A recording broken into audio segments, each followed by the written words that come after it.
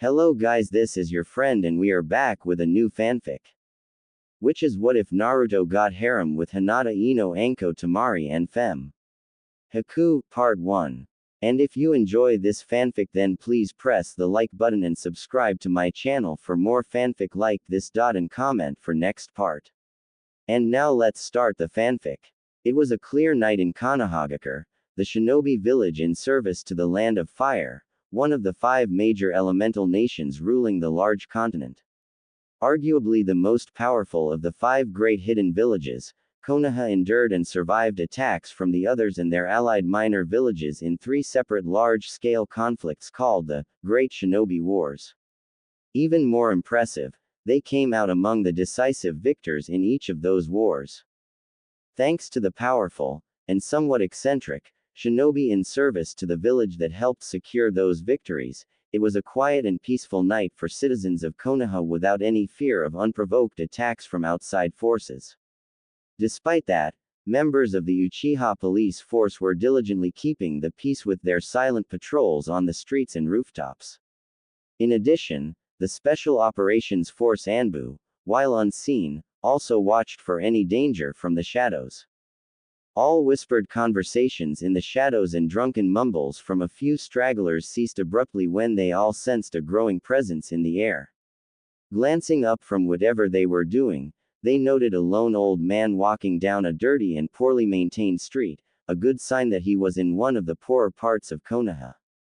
He looked as if he already had a particular destination in mind, with his wizened face set in stone and his dark eyes never wavering. 4 Anbu were easily keeping pace with the old-looking man from the rooftops, slipping between shadows silently and unseen. It wasn't because they considered this man a threat like one might think. Instead, they would give their lives to protect him from any slightest indication of danger coming from any direction. This village leader, and the powerful commander of its military, was known as Sarutobi Hiruzen, or the 3rd Hokage. His large white haori with red accents flared out at the bottom as he walked, more like glided, silently down the street toward an old and decrepit apartment building. He stopped in front of its entrance gate for a moment, and shifted the front brim of his large and iconic conical Hokage hat up to glance at the fresh graffiti covering the front of the building and its perimeter wall.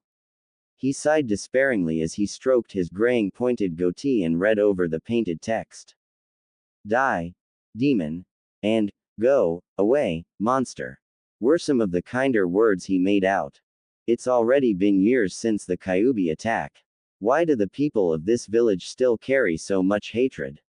He thought angrily as he almost forced the creaky old front gate off its hinges, opening it, and continued onward into the building. The 4 Anbu guarding him split up, with 2 going inside after him in almost invisible blurs while the other 2 took up vantage points on the rooftop. After making his way up several flights of stairs to the top floor, he arrived at the door to the apartment belonging to one Uzumaki Naruto. The young boy was living here by himself, ever since he was forced out of the orphanage last year, and the 3rd had to give him a place to live in since no one were able to adopt him due to politics involved. As soon as he moved in, the tenants all immediately moved out, even the landlord.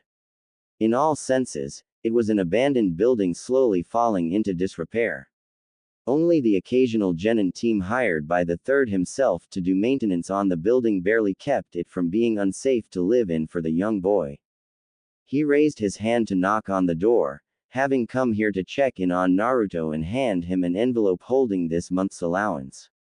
Waiting patiently as the knocking echoed almost forebodingly throughout the hallway, the Hokage's thoughts began going over what had been happening to this child, not for the first time, and certainly not the last time. He couldn't help but blame himself for not being able to save his former successor, the 4th Hokage Minato Namikaze, from sacrificing himself to seal the Kyuubi into his own newborn son, Naruto, during that disaster on October 10 so long ago. Naruto's mother, Kushina Uzumaki, who was already fatally wounded from when the Kyuubi inexplicitly broke out of her seal while giving birth, sacrificed herself holding the demon fox down with her unique chakra chain jutsu to help her husband complete the sealing process. If only Hiruzen had managed to get there before the fourth Shiki Fuijin sealing ritual took place, he would have gladly taken Minato's place in the Shinigami's stomach. That would have at least allowed the young man to live in order to be able to take care of his son and protect him from those who resented his Jinchuriki status. Instead, after the deaths of Minato and Kushina, Hiruzen, even as he mourned his beloved wife's death, was forced to come out of retirement and retake the Hokage hat until another suitable replacement could be found. Somewhat regretfully, he was also forced to keep Naruto's parentage a secret, even from the child himself. Iwagakure in Land of Earth would have likely attempted to kill any offspring of Minato Namikaze, the man who single-handedly decimated a large portion of its army in one battle with his deadly techniques in the last Great Shinobi War. That would include sending assassins after an infant. The Hokage could not risk that with his village still recovering its shinobi force from the war and the Kyuubi's destruction, at least until Naruto himself grew up to be strong enough to defend himself from most adversaries. Unfortunately, due to his parentage being secret and having to be hidden among Konoha's many orphans as a legitimate ward of the village's civilian council, this left him alone to face the coming animosity. When it was leaked that the Kyuubi was sealed into this young boy, most of the village believed him to be a true reincarnation of the monster itself instead of being its container. The Hokage and many other respected shinobi did try to stem the coming storm by publicly announcing that Naruto was just a human child who had the misfortune of being chosen to carry a heavy burden. For that, he should have been viewed as a hero. The villagers, in their grief and hatred over losing their beloved fourth Hokage and many of their loved ones, ignored their pleading and tried to openly attack and kill the infant anyway. After seeing his Anbu stop so many attempts, the third became angry and passed a law forbidding any talk of Naruto being the Kyuubi container on pain of death. He hoped that the hatred would not be passed down to the child's own generation at least, though he knew that was a fool's hope at best. In the years since the attack, quite a few shinobi, like the Yamanaka clan head and the famous Hitaki Kakashi of the Sharingan, found themselves blocked in every attempt to take Naruto in thanks to the village council making it a mission to put up impassable red tapes in order to keep the child isolated as much as possible. Blinded by their hatred toward the Kyuubi, the civilian council refused to believe the child could not be the demon fox and kept finding ways to discreetly have their ward die early without intervention from the Hokage. They began by denying him even the basic necessaries of life by often having him kicked out of stores and restaurants and overcharging him for anything, even expired food. It was only luck that there were no attempts to attack Naruto outright due to the Anbu standing guard around him in the shadows almost all the time.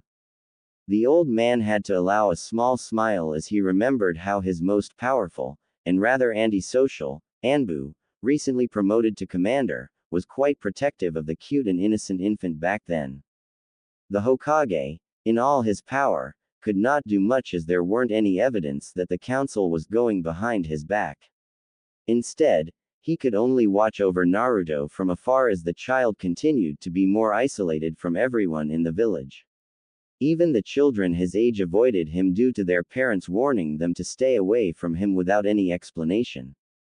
The old man was brought out of his grim thoughts by the cold silence that followed his knocking.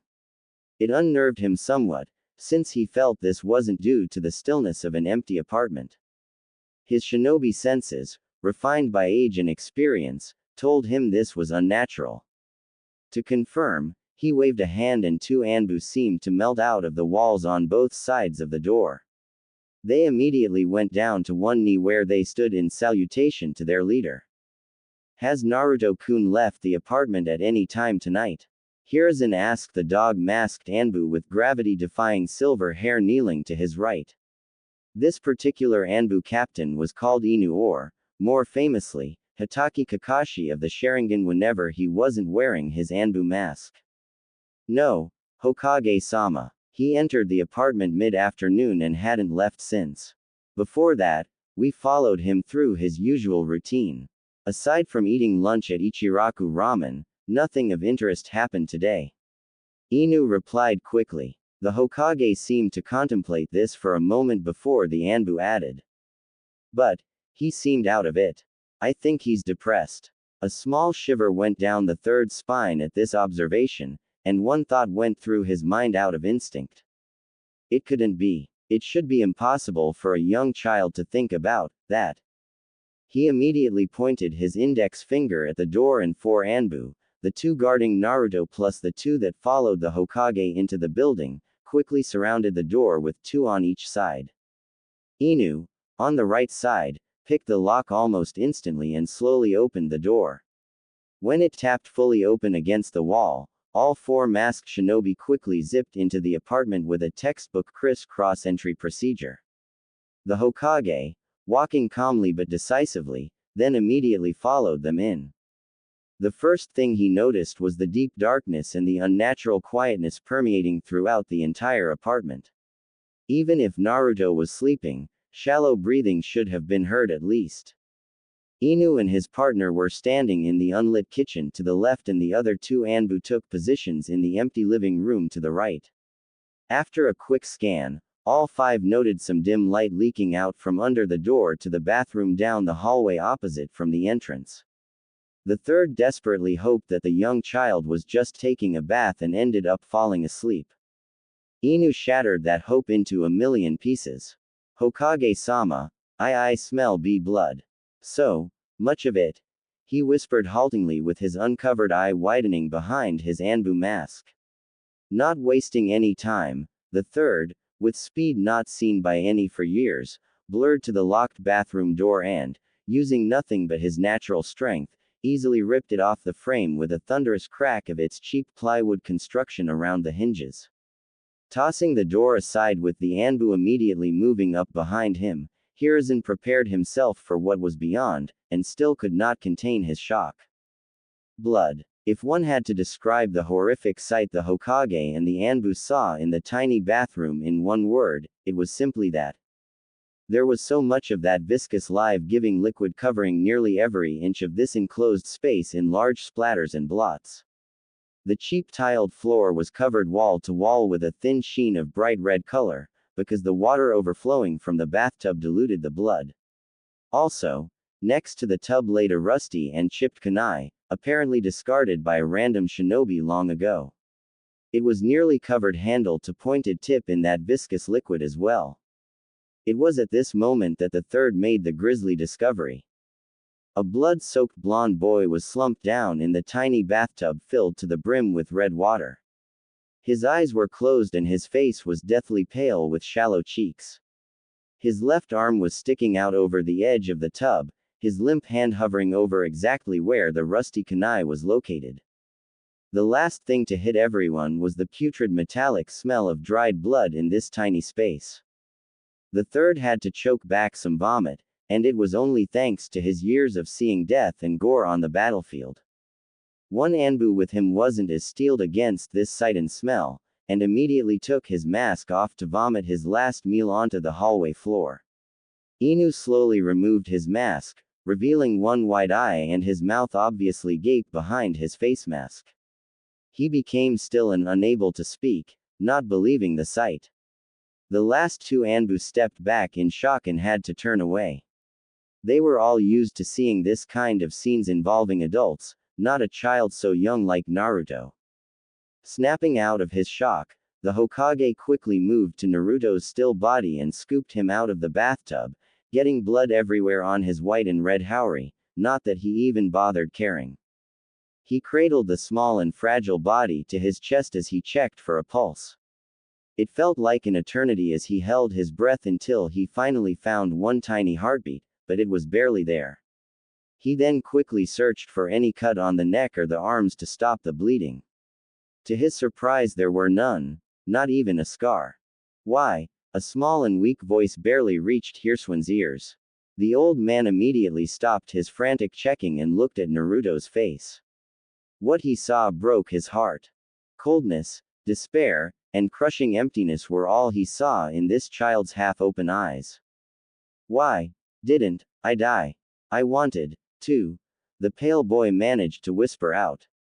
Hiruzen began to tremble, and he had to allow some tears out as he clutched the fragile boy tighter to his chest. His four Anbu couldn't stand to watch this and went off to pretend to check the surroundings while dealing with their own emotions. Naruto-kun, you need to tell me why you did this, the suddenly frail old man choked out. I'm tired of not being seen. I want to exist. Naruto tiredly whispered out before breaking down, sobbing softly with an anguished expression. Each rack of the boy's sobbing form was like a knife stabbing directly into Hiruzen's heart. I see cut my wrists, F4 times. Every time, I go to sleep, but I still wake up, with no C cut. It must have been the Kyuubi's chakra. How ironic. Your curse, saving your life. The Hokage thought sadly as he watched Naruto slowly fade away into unconsciousness, now completely exhausted. At this point, he finally stood up, carefully wrapped up the boy with his ruined haori, and quickly carried him out of the apartment.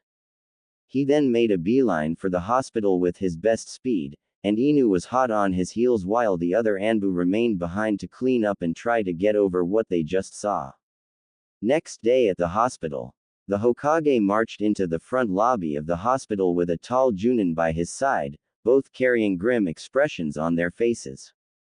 This new man wore a regular Konoha Junin outfit, with a heavy green long-sleeved shirt and a loose red cloth vest layered over the flak vest being the only variations. The Hittite was displayed on his forehead with clear pride, and he had his long dirty blonde hair tied into a high ponytail. His pale blue pupilless eyes displayed determination, but also some worry. The receptionist gasped and stood to greet them with a nervous expression. A stern hand gesture from the third implied no greeting was necessary as the two men walked past the stunned woman to the stairwell. Upon arriving at the correct floor, they continued briskly to Naruto's room that was currently under heavy watch with two guards at the door and an Anbu hidden in the ceiling inside the room. The Hokage immediately dismissed the guards with a gesture. As they entered the room, he then waved his hand to allow the Anbu to appear from the ceiling. It turned out to be Inu. Glancing at each other briefly, all three men then had a quick look at Naruto in his hospital bed. He still looked pale and unconscious. A small and pained intake of breath from the new man was the only sound anyone made. While the blonde Junin stood still staring almost despairingly at the patient, Inu and the Hokage immediately set to putting up several security seals around the room. After a moment of tense silence, the Hokage finally spoke up. Yamanaka Inoichi, what happens here never gets past these four walls. Is that understood? The answer was a grim nod from the now identified head of the Yamanaka clan, and one of the top experts in mind arts. Now, I wish to thank you for discreetly taking care of the Anbu who were with us, as well the doctor who was here last night. I doubt they would miss the memories anyway, and we absolutely have to keep this to as few people as possible, the Hokage offered with a sad smile. I wouldn't want to remember this either if I had a choice, Hokage-sama. To think this child is the same age as my daughter. Inoichi trailed off as he stared sadly at the feeble blonde boy sleeping peacefully in the bed. This was the child he and his wife wanted to adopt since birth. He felt red-hot anger flare up inside against this village's civilians for impeding them so much, and had to work to remain calm. The third nodded before turning toward Inu. Inu, would you like to have your memory from last night altered?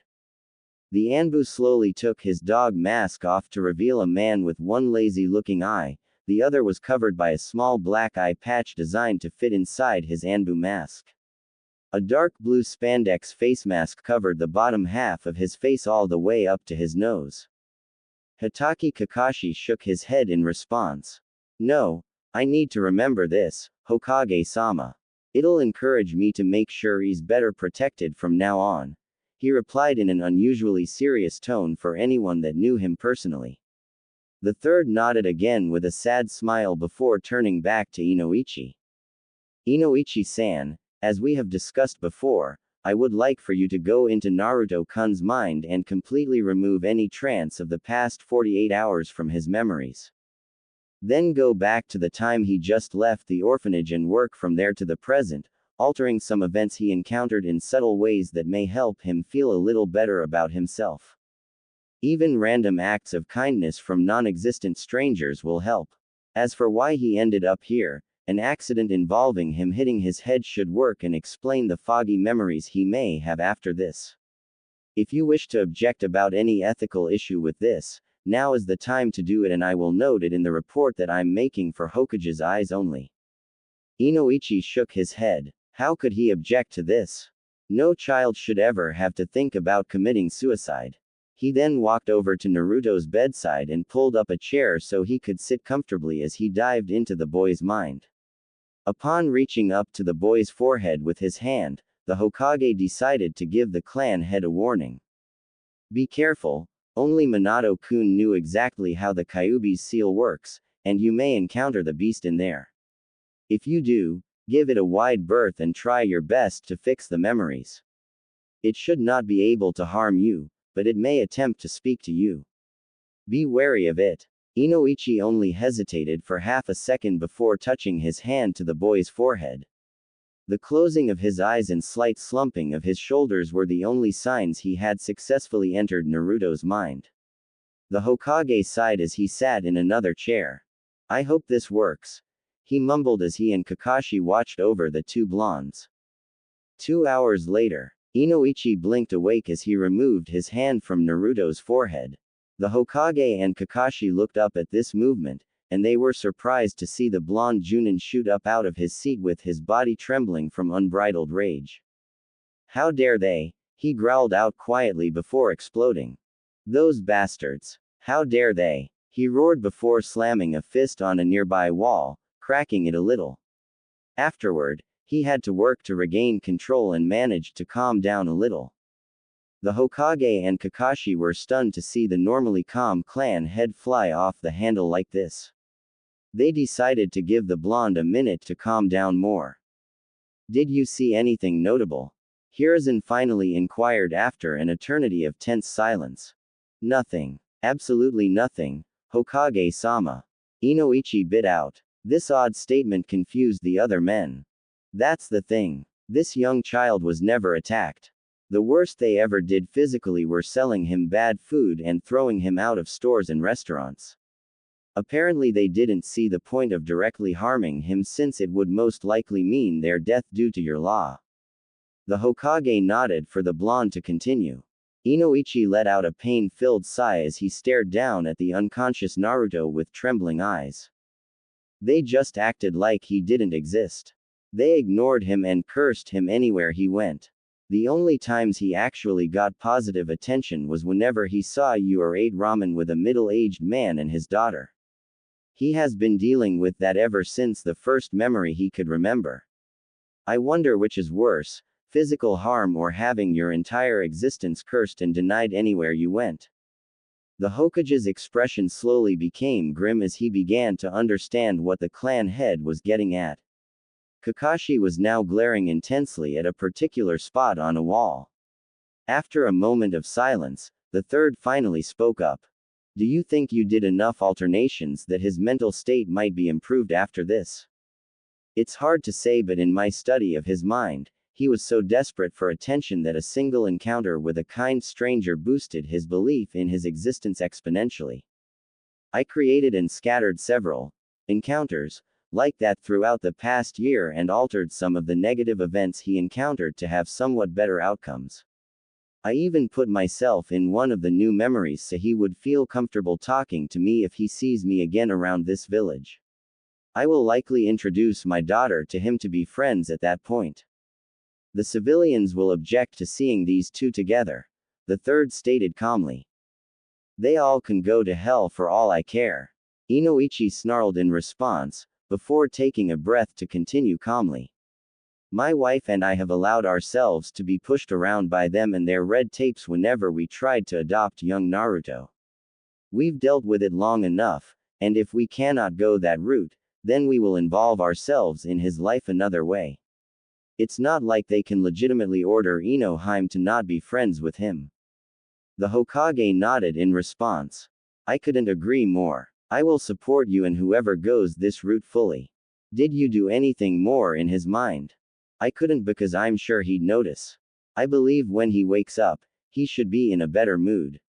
Even then, I still hope he will become friends with my daughter and the others. That will go a long way toward validating his belief in his existence. Inoichi spoke in an analytical tone.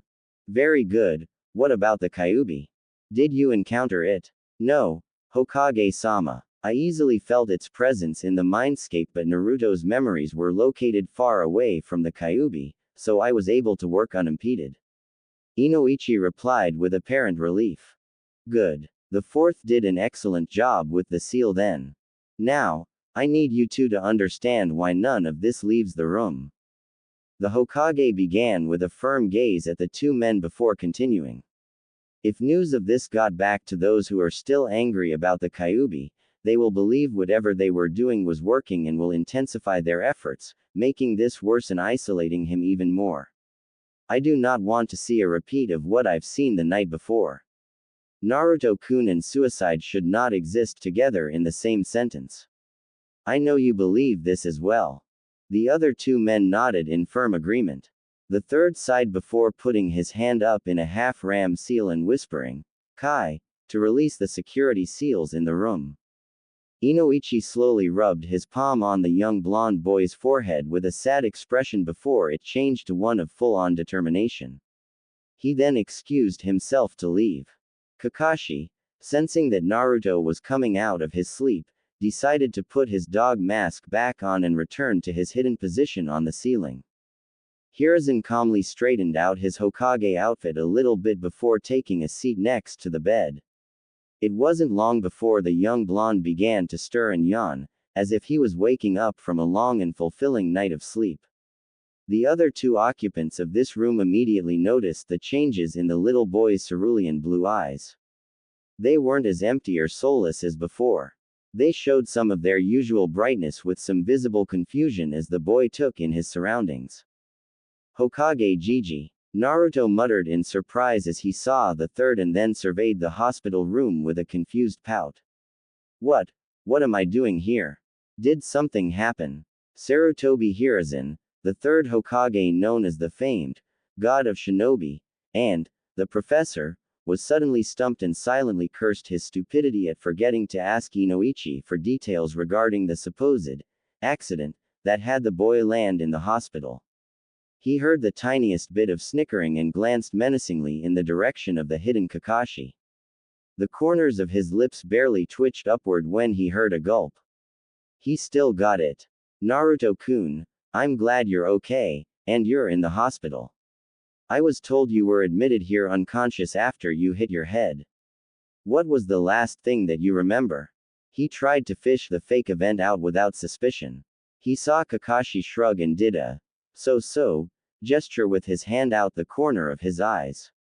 He frowned in slight offense. Maybe he should make the one-eyed Anbu a sensei for 3 brats as punishment. While the old man was contemplating unfair punishments, young Naruto was concentrating to remember what happened. I was walking through the park and I saw a girl trying to climb a tree. Naruto muttered as he continued to work through the fogginess in his head. All I could remember about her was that she had long brown hair. I didn't even see her face. I was watching her and she suddenly screamed and slipped off. I ran toward her and tried to save her. I guess I hit my head when I jumped under her because that was the last thing I remember. The Hokage nodded empathically while inside he was considering giving Inoichi more pay for this. A brown-haired girl in this village. Needle in a haystack. Still, he'd make sure the boy wouldn't needlessly look for the girl. That's right, Naruto-kun. That child and her father brought you in asking for you to be admitted. That was 2 days ago and you have been sleeping since then. That was a rather nasty lump you had on your head.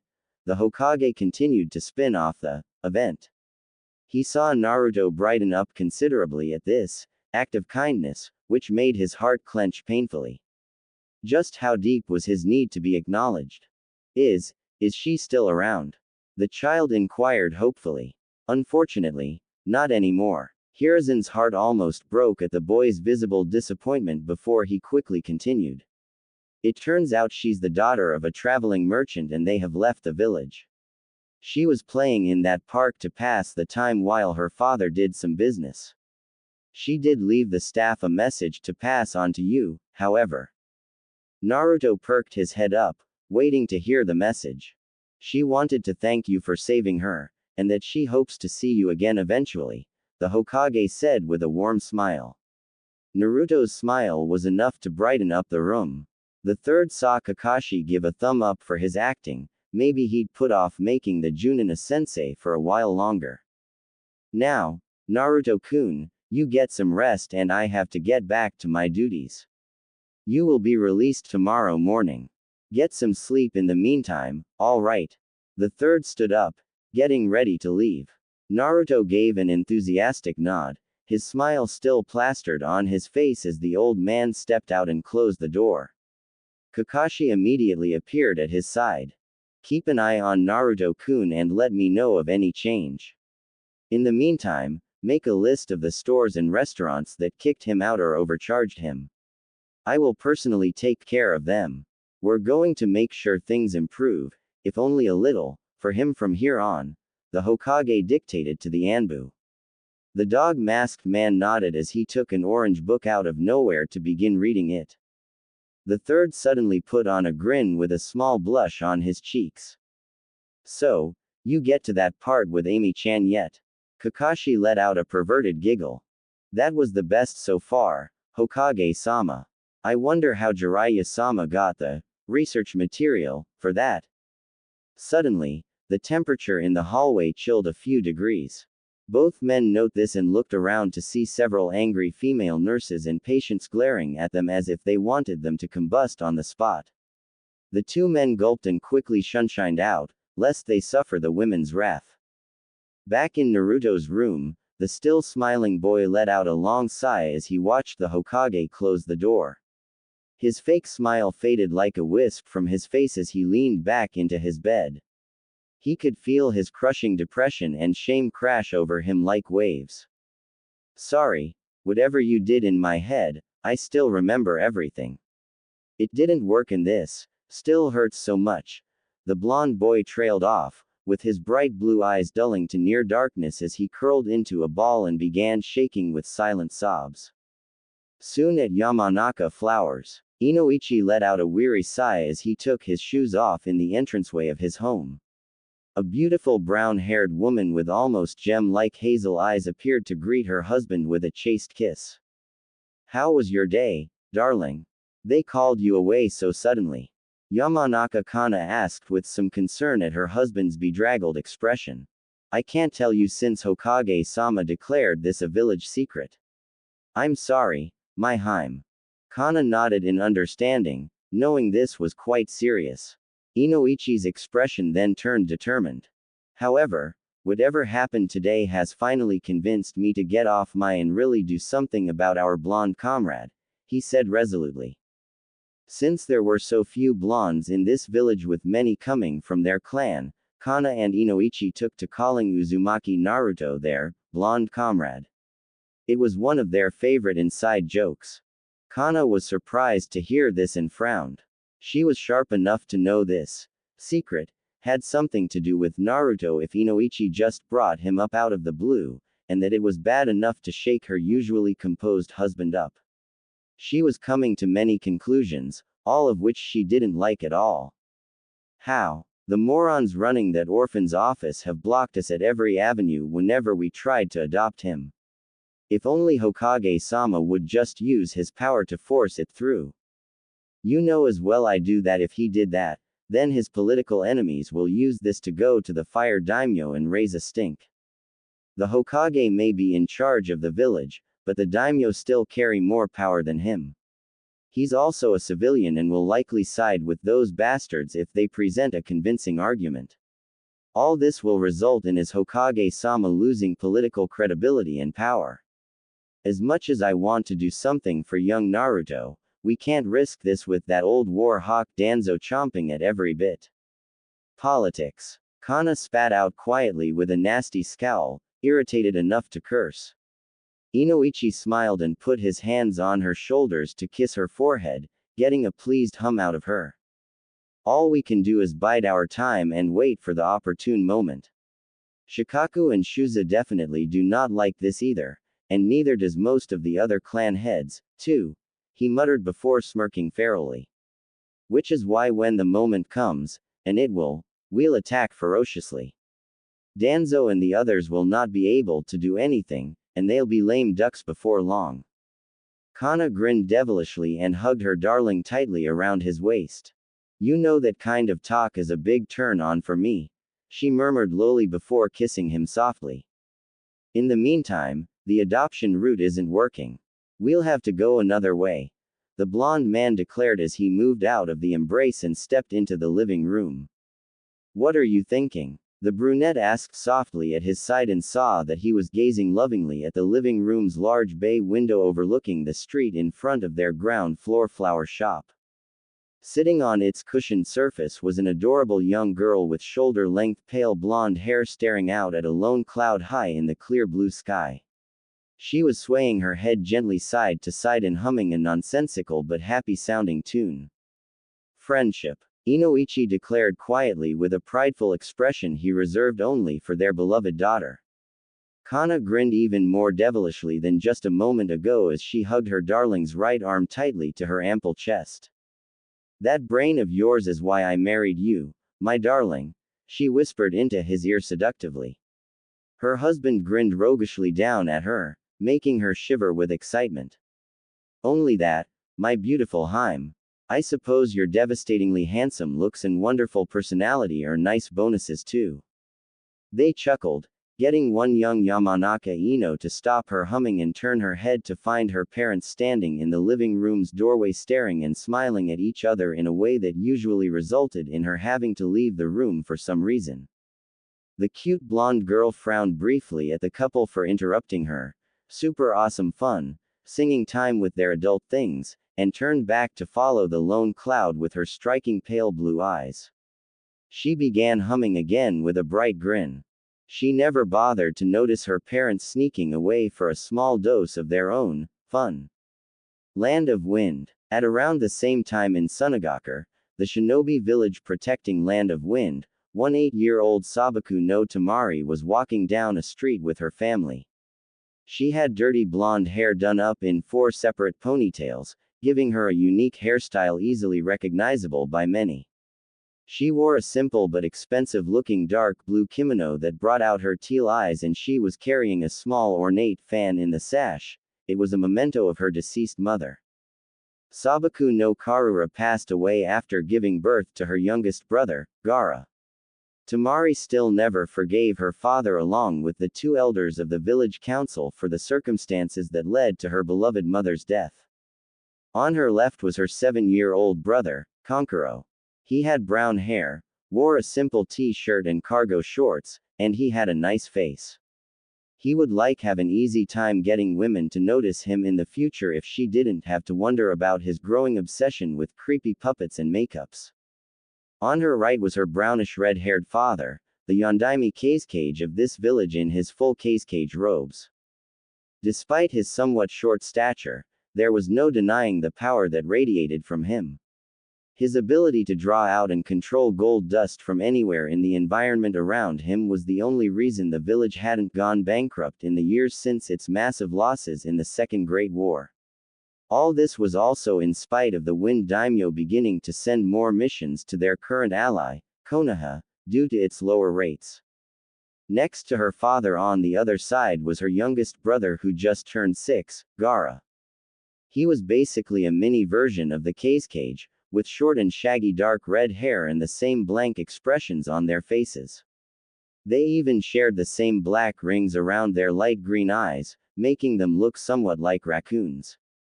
He wore a simple black full-body suit with a white tunic draped over his right shoulder and wrapped around his waist. He also carried a small gourd, full of his near-sentient sand, on his back. Everyone on the street gave the family a wide berth. Temari knew it wasn't out of respect for the family, who were basically royalty in this village.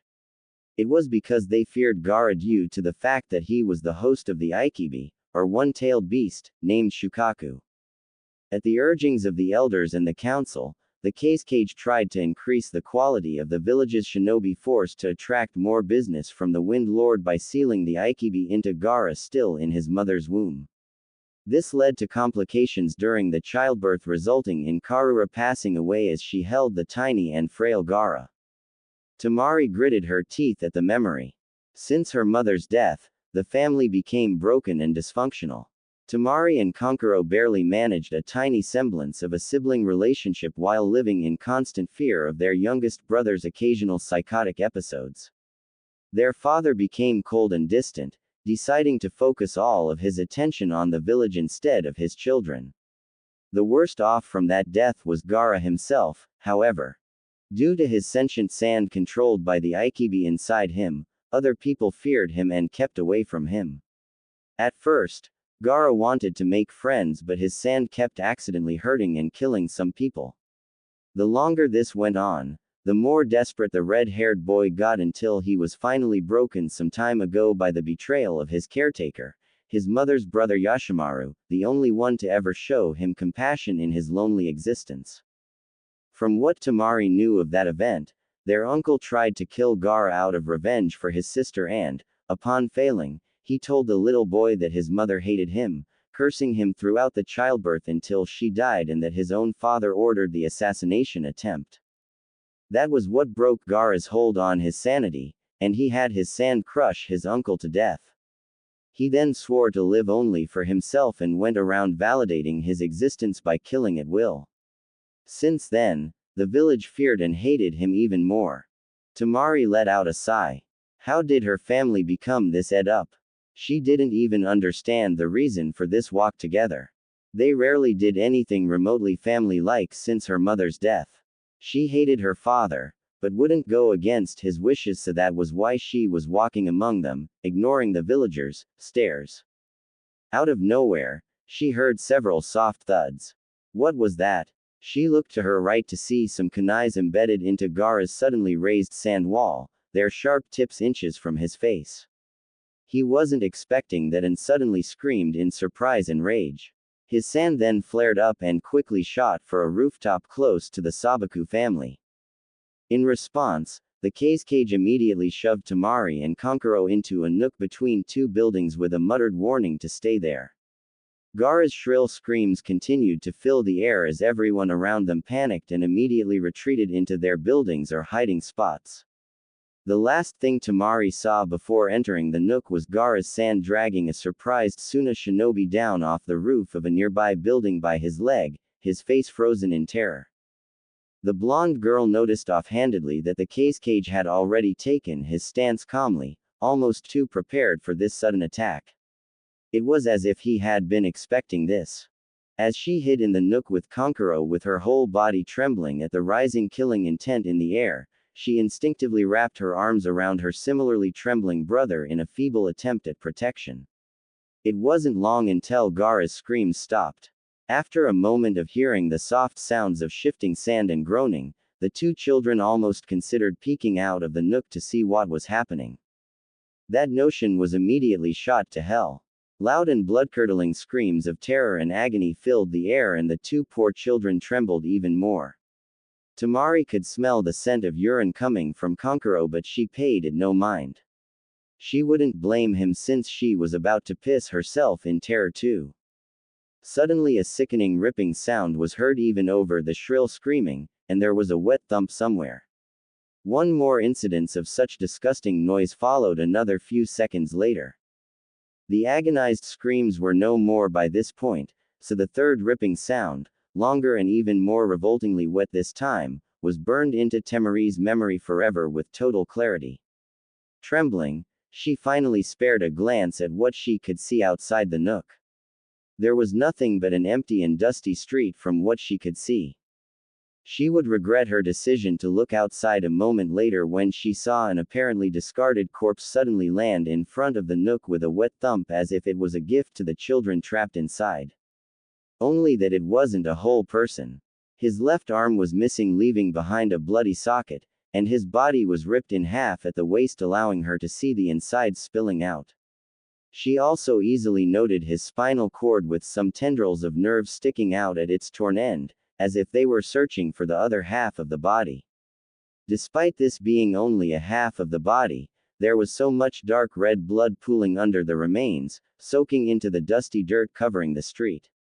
However, the most horrific thing she saw was the frozen look of terror on his face with sand dribbling out of his wide-open mouth and nostrils, as if he had seen pure evil itself. Taking this sight in, she finally let her bladder control go and opened her mouth wide in a silent scream as her body instinctively prevented her from making any sound in pure self-preservation. The last thing she remembered before fainting due to the stress of this horror were seeing the glitter of gold dust floating from the ground as her father apparently prepared to subdue Gaara. The last thing she heard in the darkness enveloping her somewhat lovingly was her youngest brother's insane cackling. Somewhere in an abandoned laboratory in Land of the Sea. Oi, Dadar, okay.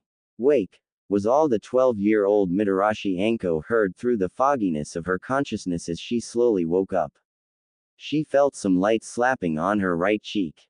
Her light brown eyes hurt as she opened them slowly to see a dim light directly overhead. She could barely make out two moving outlines at her sides. Wah, was all she could manage to say before she was struck silent by her sudden inability to move her limbs. Don't worry, we'll get you out of this. Just remain calm. One of the two outlines spoke in a soft feminine voice. Why should we? She's that traitor's whore, we should just cut her throat and be done with it. The other outline growled in an angry male voice before the female hushed him harshly. Wait, what? Where's Sensei? Last thing I remember was when I was leaving with him on our training trip. Anko thought as she tried to get up again only to be restrained by something. She shifted her head down for a look at her body. What she saw shocked her so much she shrieked loudly. She found herself completely and strapped to a cold metal table, her arms and legs restrained in a spread eagle fashion. She panicked as she strained and failed to cover herself up instinctively. So complete was her terror that she failed to notice that her body looked more grown up compared to when she left with her sensei. Get her something to cover up now. The female outline hissed at her male counterpart. Why should a traitor care about her mod? Was all the man retorted before the female struck him hard on his masked face. It was a thunderous crack echoing through the large room, and it actually made Anko pause briefly in her struggling. That was an order. Is that understood? The female's whisper was low and deadly. Obviously the male outline responded with a nod since the woman continued even when Anko didn't hear any vocal reply. After you find something for her, do not say a single word for the rest of this mission or I will have you up on insubordination.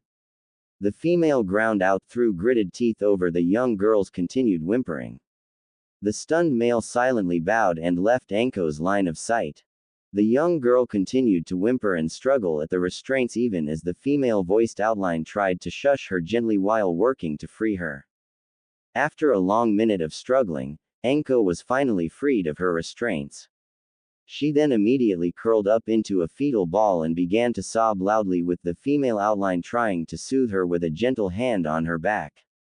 At this point, the male returned with an old discarded blanket found somewhere else in the lab. He then quickly left the immediate area to stand guard while his female squad leader spoke to the young girl. After what seemed to be hours, but actually just a few minutes of crying, the purple-haired girl finally regained her composure somewhat and stopped trembling, feeling less exposed with the blanket covering her. She slowly sat up to take a glance around and saw that she was in a large experiment room, apparently abandoned if papers strewn about and missing equipment were any indication. Even in the dim lighting, she could make out 9 other tables just like the one she was found lying on, and each had a corpse strapped to it. All of them apparently died not too long ago and were beginning to show effects of decomposition. Was she the only one who survived whatever experimentation she went through? If that was the case, why was she left behind? Her eyes finally adjusted to the dim light and she took a good look at her female rescuer. Her savior turned out to be a Konoha Anbu. The taller masked woman was wearing a dark blue armored and sleeveless outfit, showing her bare upper arms with a tattoo on each shoulder denoting her as an Anbu and a captain of a squad respectively. She had beautiful long purple hair somewhat lighter in hue compared to her own purple hair. Finally, Anko noted this Anbu's mask to be shaped and painted like a cat's face. She took a shuddering breath, resolving to figure out what happened to her. Neko-san, I don't know what's going on. Where am I? Anko forced the words out of her throat, hoarse and dry from her panic a few minutes ago. The cat-masked Anbu seemed to take a moment to consider her response. Before we start on that, I need you to answer a couple questions honestly. I'm afraid what you say now will affect what's going to happen to you from here on. I hope for your sake that you're innocent in this whole thing, she began in an even tone. Anko grew more confused but nodded anyway. First, what is your name and age? Mitarashi Anko. I'm 9. Anko stated quickly, and the older woman was taken aback at that reply. She already knew who this girl was, so no surprise there. However, Anko definitely did not have the body of a 9-year-old from what she glimpsed earlier. This girl had already begun developing her bust and hips, plus there was an odd mark on the left side her neck. However, the Anbu didn't sense any sign of lying. Okay, Anko-chan, what was the last thing you remember? She inquired, trepidation clear in her voice. I was on the road with Orochimaru-sensei. We just left Konoha in the middle of the night a few days ago. Neko was absolutely stunned to hear this. If this was true, this meant that this girl had the last 3 years of her life wiped out.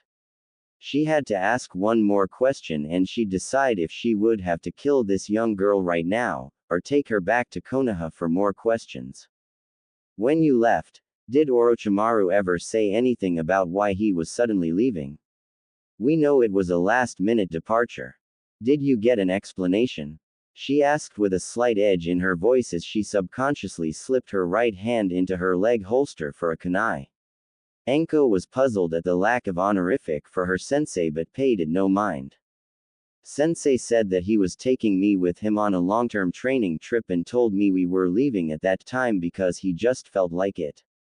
It was typical of him, so I didn't think much of it. Why do you ask? Did something happen to Sensei? Has he been captured and experimented on too? Sensing no malice from Anko as she heard genuine concern in these rapid questions, the Anbu let out a silent sigh of relief and moved her hand away from the kunai to put it on one of the young girl's hands. Anko-chan, I'm sorry, but there's no easy way to say this and I'm just going to let it all out now. You'll learn more about this while we escort you back to Konoha. The night you left with Orochimaru, he betrayed the village. He was caught doing inhumane experiments on kidnapped villagers and shinobi. He then escaped from Hokage-sama and Jiraiya-sama, and must have taken you along at the very last minute. He then apparently fed you lies about his reasons for leaving. If you had admitted knowing about his betrayal at any point up till now, I'd have killed you right now for treason instead of simply questioning you. The cat-masked Anbu spoke, her heart breaking as she watched the young teen's face change from confusion to shock, then to absolute betrayal. She had to continue before she lost her resolve. That's not all. He apparently thought of you as an experiment, not his student, because he used you in whatever this was. This room is part of a laboratory complex that the intelligence division believed to have belonged to Orochimaru. We were sent to investigate here and that's how we found you. You're the only one alive in this entire place. Anko's expression continued to break down as her light brown eyes began to leak tears nonstop. Lastly, it's been 3 years since Orochimaru's betrayal. You're not 9, you should be around 12 now. The Anbu quickly got out as she watched Anko spiral into total despair with sympathy. The young girl couldn't believe it. Her sensei, the one she looked up to and admired for years, used her and threw her aside like a piece of trash. She lost 3 years of her life. Worst of all, she's been associated with a traitor and she now felt dirty and tainted. After a few minutes of trembling and sobbing, she turned her despair into pure and unrestrained rage. "I'm going to kill that son of a," she suddenly cried out at the top of her lung, unable to bear the pain of what felt like red-hot fire growing throughout her body as she clutched futilely at the strange mark on her neck. She slumped back onto the table and started thrashing all over it in pure agony. The shocked Anbu tried to hold her down and immediately stuck 3 of her fingers into the girl's mouth, preventing her from biting her tongue off in this pain. She then noticed the strange mark on the girl's neck glowing red and it seemed to be wriggling around a little. Another loud scream of agony ripped through the abandoned base and the sea surrounding it. Kanahagakure, the Hyuga compound. The large Hyuga clan meeting hall was where the elders and leaders of both main and branch families met to discuss any issue about the clan or the village. Right now, it was filled to near full capacity with many members of both branches awaiting news about a special event happening now. The young clan heiress Hyuga Hinata was one of the many members kneeling properly on the well-polished main floor, her hands clenching tightly at the fabric of her richly appointed lavender kimono as she willed herself not to run away from the harsh scrutiny of her older relatives. The reason why she was nervous was because she was left alone, away from her parents who usually protected her from those that hated her shyness and gentleness. These were traits apparently unbecoming of a Hyuga heiress in the eyes of the more arrogant and prideful members of the clan. Ever since Hinata was born, all she knew was scorn from most of the clan's main branch for her kind nature. All Hyuga clan members were supposed to be strong and take pride in their clan being arguably the most powerful in the village, always competing with the Uchiha clan for that position. The fact that she hadn't shown the required amount of clan pride was a point of offense for the older Hyugas. Instead, she preferred to see herself as equals with others, including the branch members. This was a sore subject for many, especially when a branded branch member named Neji was clearly the clan's rising prodigy, not her or any one of the other main branch members. Meanwhile, the Uchiha clan head Fugaku already had a talented child in Itachi, who was just promoted to Anbu at age 10 and would make captain rank before long. The only solace Hinata got from the constant harassment by the entire clan she might be in charge of one day was her mother and father. Her mother loved her unconditionally and allowed her to be who she wanted to be. Her father, while stern in public, cared for her deeply and refused to take the elders' negative words about her to heart. She believed that she would survive even the most horrid treatment as long as she had the love and support of her parents. This day was grating on her already low self-confidence, however. Who knows, maybe this new child will replace that weak girl and we can finally have a proper heiress. She'll be branded and thrown in with the branch members she apparently adores so much. One elder was overheard speaking somewhat loudly. Several branch members in earshot, including young Neji and his father, frowned. This cruel banter was only a small part of all Hinata had to hear throughout the day and her resolve was starting to break. However, she had to remain strong for her parents, who were currently occupied with giving birth to a new child. She knew she would be rewarded for her perseverance with having a younger sister to love and grow up with.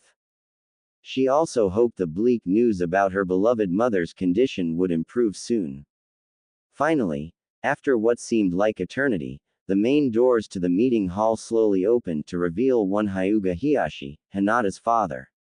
The entire hall fell silent with his presence, since being the powerful head of the clan demanded that respect. Hinata almost jumped up in delight, and had to work to keep her composure as a proper Hyuga in front of the others. Any hope of this being a happy occasion was shattered when she saw something wrong in his grim expression. It can't be, oh, please don't let it be true. Hiyashi was feeling numb and broken on the inside, despite keeping up the charade of a powerful man on the outside. He had known that there would be complications with this childbirth due to forewarnings by many doctors, and were prepared for whatever could happen. However, he hoped with every fiber of his being that his beloved wife would survive the childbirth and they would be welcoming a healthy baby girl into this world together. The baby, now named Hanabi, did survive and was in perfect health. However, Hyuga Hitomi did not live through the process. Hiyashi had to allow himself a long few minutes to shed his tears over his wife's covered body and regain his composure. It would not do him any good to look weak in front of the other main branch members, now that he needed to be stronger than ever for his two beloved daughters. Sometimes he wondered if he was truly in control of the clan, rather than the elders who tried to run things from behind the scene. As he stood in the doorway, he spared a glance at his eldest daughter, and his resolve almost shattered into a million pieces as he watched the painful realization slowly creep up on her face, with her pale lavender-tinted eyes widening and becoming watery. However, she hadn't allowed any tear to escape yet. He would have been proud of her for being able to keep up a strong appearance this long if the situation didn't require the opposite reaction, in his opinion, which was to let it all out and fall into a sobbing heap. He would allow her that chance soon. I bring you mixed news. We have given birth to a very healthy infant. Our newest daughter's eyes are excellent and she will be a strong member of this clan. She shall be called Hanabi, and it is my hope that this clan will help her grow into an outstanding individual. The clan head spoke with a hint of fatherly pride, but there was no happiness in his voice. No one in the room had said anything or moved to congratulate him. They were obviously sensing there was more to this. He continued. However, due to complications during childbirth, my wife Hyuga Hitomi passed away peacefully in her sleep just after she had enough time to hold Hanabi in her arms and name her. The room remained deathly silent. Only one sound could be heard, and it was coming from Hinata. She was slowly grinding her teeth with trembling eyes, and her hands were now clutching desperately at the fabric of her kimono as she was trying to keep her composure for a while longer. With this sad news, there will be no celebration, and I wish to retire with my daughters to our house to grieve in privacy for the rest of the day. Hiyashi finished with a tone that left no room for objections. He gestured for Hinata to rise from her kneeling position and allowed her to walk past him as he closed the doors. The entire room then broke into whispers. My daughter, you may go ahead. I will retrieve your new sister and join you soon. Hiyashi spoke with as much affection he could spare in his tone. Hinata did not object as they split up, and she quickly picked up her pace toward their house. Hiyashi arrived a few minutes later with a tiny bundle in his arms to hear loud sobs and wails filling the house's common area. After a brief second of searching, he found his eldest daughter kneeling on the floor by the living room table. Her head was buried in her arms, resting on top of it as she continued to cry loudly, her tears wetting her kimono that became loose and disheveled from apparently running the rest of the way here. As if sensing the mood, the little bundle in Hiyashi's arms named Hanabi began to wail loudly too. Sighing painfully, the father of two could do nothing but take his seat by Hinata with a soothing hand on her back as he allowed a few tears to run down his cheeks as well. Uzumaki Naruto, 8 years old, was taking a leisurely walk through the quiet walkways of the clan's district, admiring the beautiful full moon in all its glory on this night. He was heading home to his crappy apartment from the Nara compound, the residence of one of his close friends, Nara Shikamaru. He had been invited over for dinner with the Naras and to play several shogi matches afterward with the pineapple-haired young heir. The blonde found it hilarious to see his incredibly lazy friend, a bona fide genius, be both fascinated and frustrated by his unconventional tactics, even though he ended up losing each match anyway. He considered it a victory on his part if he forced the pineapple-haired lazy to take his famous thinking pose, in which he sat still with eyes closed and his hands together in an odd gesture, during the match. Smiling fondly at the memory of Shikamaru, Naruto wondered how he managed to turn his life around quickly and made friends so soon after that fateful night. Despite Inoichi's best efforts, he still remembered everything, every drop of spraying blood, the sound of his wrist tearing open with the jagged blade of the rusty and discarded kunai he found in an alley, and his surrogate grandfather crying over his bloodied body. He had no idea how, but he knew as soon as he woke up that the memories planted in his head were fakes and the real ones remained. The fake events were just foreign objects in his mind that he recognized immediately. Naruto could have thrown a huge fit with the Hokage for messing with his head, but he understood why upon seeing his surrogate grandfather's anxious face. The third simply wanted the young boy to be well and happier. He then did a better acting job than the Hokage ever did to assuage the old man's fears about his mental state. After the third left the room, Naruto then spent all day in the hospital bed thinking about what happened the night before, and decided to push down the pain and loneliness just a while longer for his surrogate grandfather's sake. The crushing depression he felt about what he attempted didn't make that decision easy, though.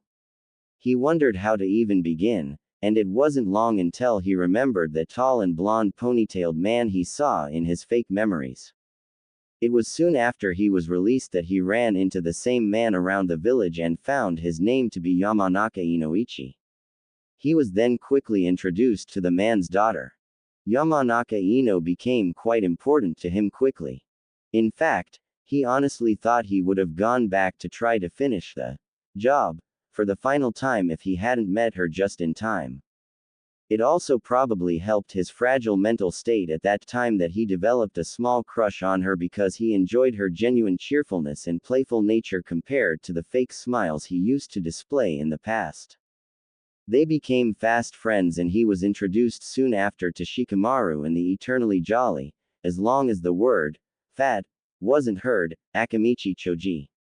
The four of them got along great even though they annoyed each other with Ino's bossiness, Shikamaru's laziness, Choji's over-the-top gentleness, and Naruto's pranks. He remembered being scared out of his wits when he was first invited over for dinner with the three clans when they gathered for their bi-monthly dinner party. After some prodding from his friends, and Ino's use of force, he finally relented to the invitation. To say it was an eye-opening experience to eat dinner with other friendly people was as much an understatement as saying one Hatake Kakashi liked porn a tiny bit. Naruto's social ineptness, especially his poor table manners, endeared him to the clans, and they took it upon themselves to beat some etiquettes and common senses about society into him whenever he came for over with any of his friends. Yamanaka matriarch Kana and Nara matriarch Yoshino especially made sure he was well educated, much to his hidden chagrin. Choji's clan at least made sure he was well fed. Thanks to their hard work, he turned out to be a genuinely bright and friendly individual who had no issue with anyone as long as they didn't cause him any trouble. In the years since meeting those three kids and their clans, the blonde's quality of life improved considerably and he found himself genuinely happy these days, despite still enduring the hatred of most of the village. Despite all that, it still took him a long time to truly pull himself out of the depression and guilt that came with trying to take his own life.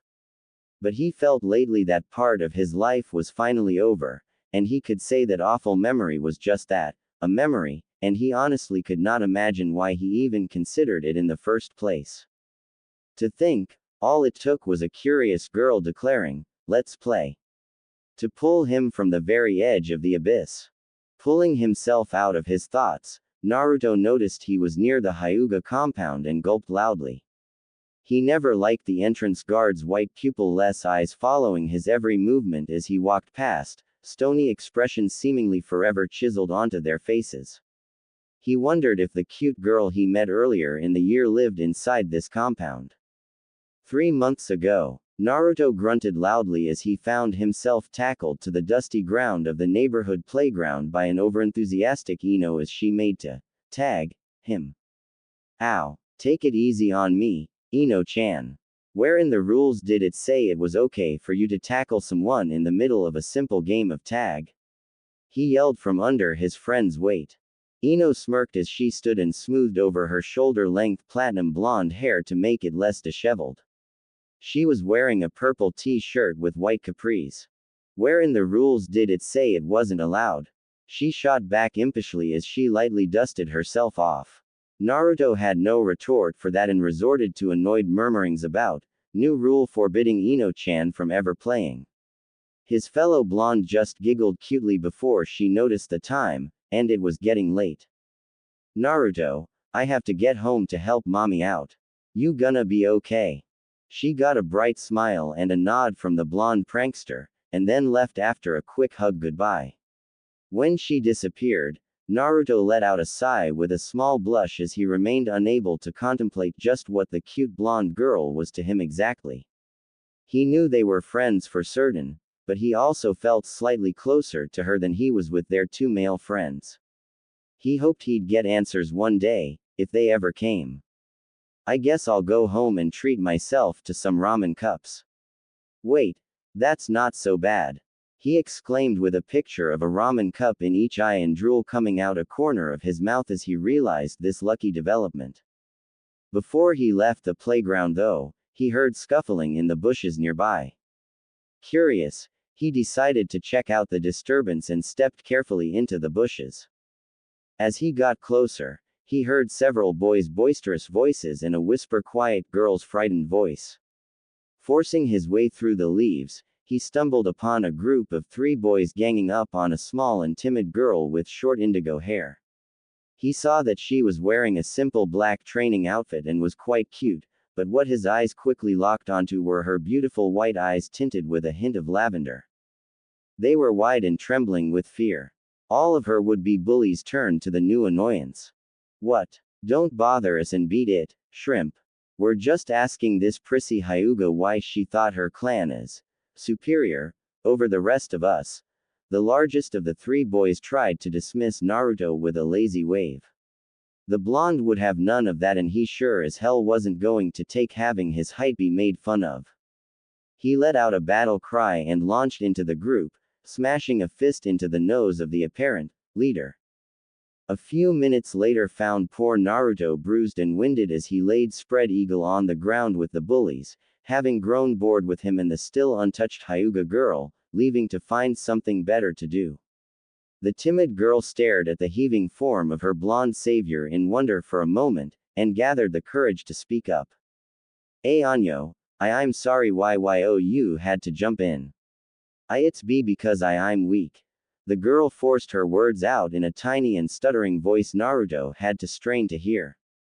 After a moment of catching his breath, the boy slowly rose to his feet and dusted himself off a little bit. After another moment of tense silence, he finally spoke up. Don't worry, strong or weak, I won't stand for seeing someone hurt if I can help it, he declared with a foxy grin and a raised fist. The girl's cheeks reddened considerably upon seeing the grin. She wanted to know more about this boy, but before she could introduce herself. Milady, it is time to return. A deep male voice echoed throughout the forest. The girl's pale eyes widened before she reluctantly bowed and left. Naruto shrugged this off and began making his way home once again, wondering about that girl. He thought she was as cute as Ino, and seemed very nice if not a little weird. It wasn't long before he forgot about the incident thanks to the power of ramen. Present. Naruto made it past the 2 Hyugas guarding the main gate and was walking along one of the compound's long perimeter walls. He realized it was already almost midnight according to the bright full moon overhead. Wow, that last shogi match took longer than I expected. As he walked in silence, he heard scraping of feet on a rough surface, likely roof tiles, but it was barely there. He doubted any other human could have heard this without chakra enhancement. He learned one day that he was blessed with heightened senses compared to other people because he was always the first to sense anything long before others noticed. He just never realized this until he was finally spending time with his peers and noticed his senses weren't exactly the norm. He also discovered at the same time that his sense of smell was about as good as a normal dog's, which he made use of this moment with a breeze blowing over him from the compound. He sniffed the air deeply and caught a slight hint of lavender. Was that a fresh shampoo scent? Naruto narrowed his blue eyes as he scanned his surroundings. The scraping and scuffling sound was getting closer, likely from the other side of the wall. Deciding to follow his instincts, he pressed his back up flat against the compound wall to try to blend into the shadow it was casting from the moonlight. The scent of lavender became stronger as the scuffling got closer. Then it all fell silent. A long minute of waiting followed with thick and stuffy tension filling the night air as Naruto rapidly shifted his eyes right and left down the length of the wall on either side. Finally, he heard a light thump as a pair of feet carefully landed onto the street from the top of the wall, and it was like an explosive tag going off right next to him since he was concentrating so hard on his hearing.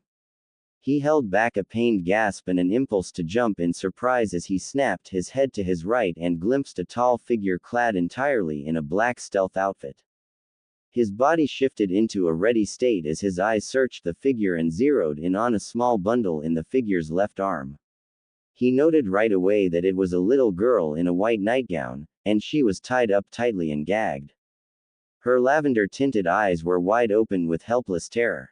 Few minutes ago in Hinata's bedroom, Hyuga Hinata was glad for this kind of day, a day in which the entire clan was busy entertaining a diplomat from the land of lightning's Kumogakure. Earlier in the day, the diplomats signed a tentative peace agreement with Konohagakure to help each other in certain aspects like aids, sharing some missions, and making some military concessions. That kind of dinner event kept the clan busy with preparations. A busy clan then would not harass Hinata as much, so she relished these days, which were still too few and far in between for her liking. The only things she had to worry about this day were to dress up formally, keep silent, and be composed at the large dining table, and that was it. After she took her bath with Hanabi, she put her younger sister to bed before slipping into her own futon.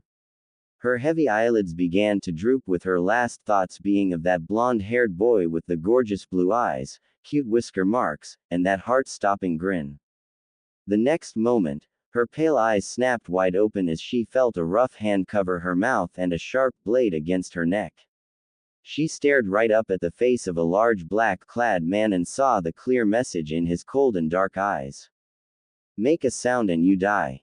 Her entire body froze at once and she couldn't breathe. So complete was her terror that she barely noticed being pulled out of her bed then tied up and gagged quickly. She only registered bits of the scenery changing as she was carried under the assailant's arm from her bedroom to the compound's rooftops, too terrified to think about anything. It was only when, upon landing on the walkway outside the compound, she locked eyes with a pair of striking blue eyes floating in the shadows by the wall nearby that she came to life. They widened in surprise and shone brightly in the moonlight, and she knew they were the same eyes she daydreamed about only a moment ago. Somehow, she felt her terror abiding, and unconsciously began to struggle. She fully realized now what was happening and decided she didn't want to be taken away from her father and sister, and would do anything to prevent that now. For some reason, she didn't want to just give up in front of these blue eyes. Naruto saw the girl begin to struggle after they locked eyes. He immediately recognized her as the indigo-haired girl he met 3 months ago and gritted his teeth. This was a bad situation and he knew he was no match for that black figure. He didn't smell a single trace of this man, a good sign of an experienced shinobi. He would die before he even got the first syllable out if he tried to alert someone, but he had to save that girl. Naruto would be the first out of anyone to know that if she disappeared, she would suffer greatly. Having been through so much already by now, he wasn't going to allow that to happen to someone else if he could help it.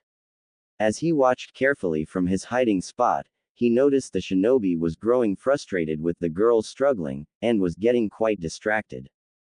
This was his chance as he took a steady breath and reached for something he happened to glimpse lying on the ground by the wall. The black-clad man was growing irritated with the Hyuga girl struggling in his hold. Since when did she instantly grow a backbone? He gathered from observing his primary target at the dinner earlier tonight that she was a cowardly and submissive girl. He thought she was going to be the easier of the 2 Hyuga females to kidnap for his secret mission in an effort to acquire more Kekkei Genkei carriers for Kumogakure. His disguise as a diplomat was a ruse in order to study the security of the Hyuga compound up close so he could attempt the snatch after he returned to his hotel room. What would happen to the young girl and the shitstorm that'd come when news of this got out, he didn't care. He was happy to serve the rakeage, and could almost taste the glory and fame that came with being the one to bring the famed Byakugan to his village. Whop! That was the last thought he had before he heard a loud fleshly smack and felt pure agony like no other, even in his long career as a shinobi, fill his entire body all at once, pain so great he almost swallowed his tongue in shock. He barely noticed that this ungodly pain originated mostly from a certain pair of balls hanging between his legs. The last thing he saw before his eyes rolled up toward the top of his head was a long piece of stick wedged tightly between his legs. Why is it there? A young blonde boy almost had to wince in sympathy as he finished taking a full-strength swing with the long and thick stick that he found nearby into the man's completely unguarded family jewels from behind. The nin slowly sank to his knees with a strained groan as his arms instinctively reached for his prized treasure, dropping the tied-up Hyuga girl in the process. Naruto was waiting for this and caught her before she hit the ground. At that moment, they locked eyes again and he saw tears of relief and joy dribbling from the girl's beautiful eyes. He ripped the gag out of her mouth and she immediately buried her face into the boy's chest with happy cries of thanks. His cheeks warmed up at the praise and close contact. However, he had no time to think on this since the man would recover quickly. It's all right. I'll get help for you, the blonde assured as he used some effort to carry the tied-up girl as far as he could from the man, who was still in a quivering heap. He then inhaled in all the air his considerably large lungs were able to take. Ooey, that guy in black's touching the pretty Hyuga girl in weird places. Could be heard echoing throughout the entire village of Konohagakure. In an unrelated matter, all fathers of young girls suddenly felt compelled to check in on their precious daughters at this time, just to be sure. Hinata was stunned into silence with mixed feelings about this. She was blushing at being called pretty, but she was also embarrassed by the possible misunderstandings about having been touched in weird places, whatever they were. Naruto only had to wait one whole second before he heard the thunderous crash of someone smashing through a solid wall. That was immediately followed by a man's loud and terrifying roar of pure primal rage from inside the compound walls. Where is my daughter? I will slaughter you like an animal. The entire compound lit up at once, and Naruto had to snicker. He figured something like this would happen after years of dealing with Ino's father and his overprotective nature. Apparently, this was something only a father and a daughter shared. With his sensitive hearing, he heard thundering footsteps zeroing on this location fast. Good, he and the girl should be able to get out of this uninjured. You goddamn brat. I'll kill you. Startled, Naruto quickly turned around and instinctively pushed the tied-up girl onto the ground behind him. He only had enough time to see the man in black standing on shaking legs, with one hand clearly wrapped around his abused nuts and the other outstretched in front, before he felt a small twinge in his chest and heard a wet squelch. He then heard the girl cry out in terror from behind. Why was she screaming like that? At that moment, a tall and enraged pale-eyed man with long straight black hair leapt over the wall and landed between the two children and the surprised black-clad man.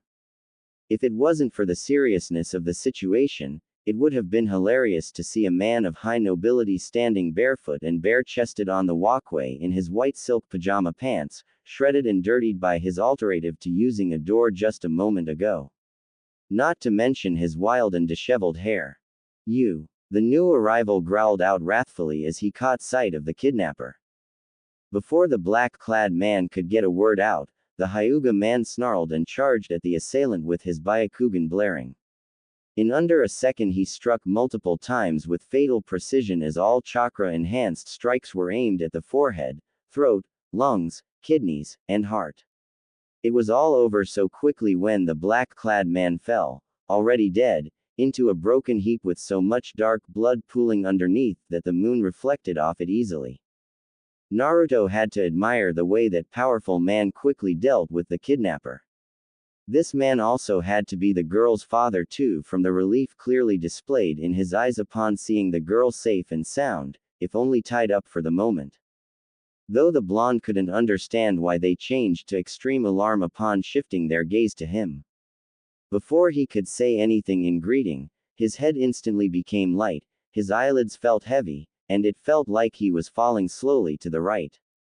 He didn't understand this. He should have been perfectly all right. Was this why the girl behind him was still crying out in anguish? He watched rather than felt as his body hit the ground in slow motion, first with his right knee, then his hip followed by the shoulder, and finally his temple tapped against the cold pavement of the walkway. He couldn't fathom why he wasn't able to move his limbs anymore now. Finally, after a moment of panicked confusion, he used all his waning strength to glance down at his twining chest and finally found the cause. A small kunai was embedded into the very center of it, almost up to the handle, courtesy of the black-clad man before his brutal death. It was this damn thing. I need to pull it out, he thought, clearly going into total shock. But no matter what he tried, he couldn't muster the strength to move even a finger. He needed to remove this bothersome thing so the girl wouldn't have to cry any longer than necessary. His eyelids drooped even lower, despite his best efforts to keep them open. He felt himself being gently turned and laid on his back. He finally took a good look at the Hyuga man that moved him. He looked like a stern and stoic man. However, at this time, he could see clear concern in the man's pale eyes with the veins bulging around them. He also could hear the man's quickened breathing, apparently trying to work on his grievous injury. He also glimpsed the tear-streaked face of the cute Hyuga girl he just saved standing behind the man, apparently freed from her bindings now. Please, you need to stay alive. The pale-eyed girl cried out in anguish as her entire body trembled at the sight of so much blood gushing from the young blonde boy's chest. That was when it struck Naruto as his breathing became shallow and his throat began to flood with blood, making each labored breath that escaped sound like a wet gurgle. His wound was definitely fatal. There was no coming back from this one, he was sure. He didn't even feel anything as he watched the man quickly pull the kunai out with a wet snick, ripped his shirt off, and wadded it up to apply pressure to the gushing wound. The man then shouted something unintelligible at some far-off location, apparently addressing other people that must have arrived recently. Naruto's last sight was the heart-wrenching vision of the indigo-haired girl's tear-streaked and grief-stricken face, still desperately imploring for him to stay alive with her beautiful lavender-tinted eyes. His last thought came before total blackness took him. Damn it, I'm not coming back from this one, and this time I don't want to go. Talk about irony. I wanted to be able to grow up and protect my friends, but I guess I won't be able to do that now. At least I saved that cute girl. That was better than most people could do. Hinata and Hiashi, get any of our physicians here now, and make haste. I want this child kept alive. Hiashi shouted at the group of Hyugas gathering nearby as he kept the pressure on this child's gaping wound, with no trace of his usual composure present. Some of them obeyed and left in search of an available medic inside the compound. The others were reluctant. Hiashi-sama, we shouldn't treat him. Don't you know who he is? We can finally get rid of this brat. An older Hyuga man was cut off as he choked under Hiashi's impressive killing intent directed toward him. Finish that word and I will gladly have Hokage-sama execute you for breaking the law. This brat saved my daughter from being kidnapped and most likely a fate worse than death at the risk of his life.